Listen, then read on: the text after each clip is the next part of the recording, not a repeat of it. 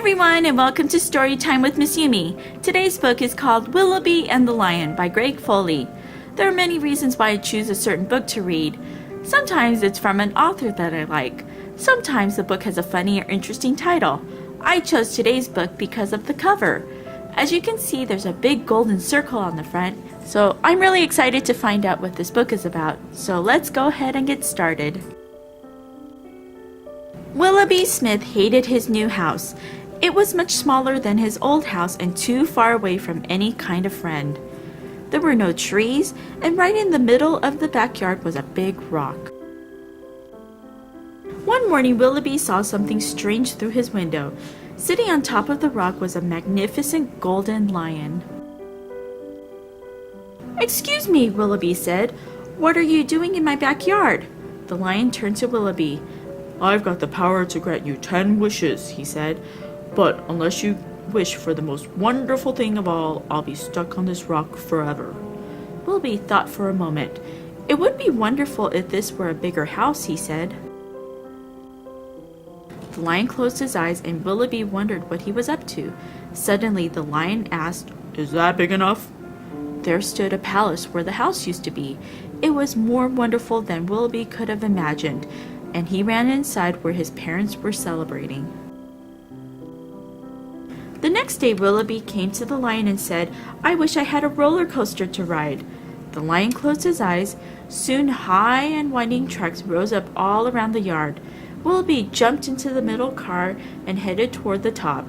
He called down to the lion, "Hey, lion! I wish I weren't alone up here." In an instant, he wasn't.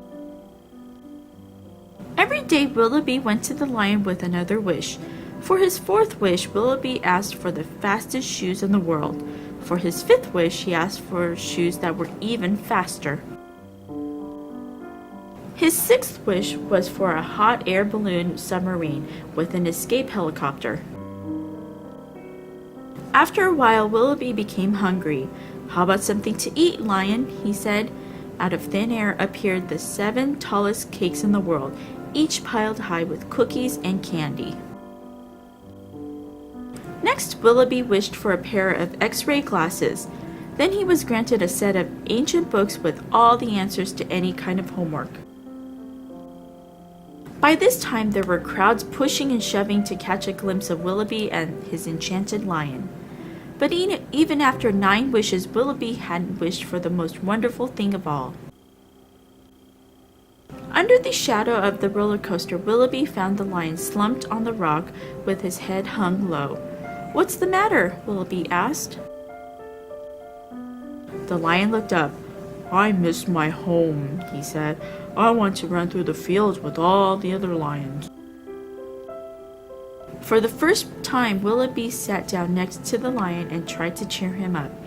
He told the lion everything he could remember about his old house. Then he told him the best jokes he knew. Together they sang loud songs and practiced roaring until they were out of breath. As it became dark, Willoughby looked around at all the things he'd wished for. Then he realized what would be even more wonderful. He whispered his last wish into the lion's ear and drifted off to sleep at the foot of the big rock. When Willoughby woke up, everything seemed different.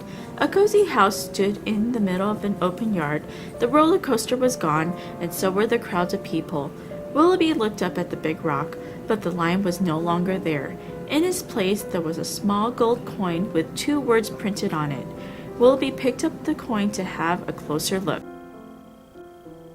It said, "True Friend."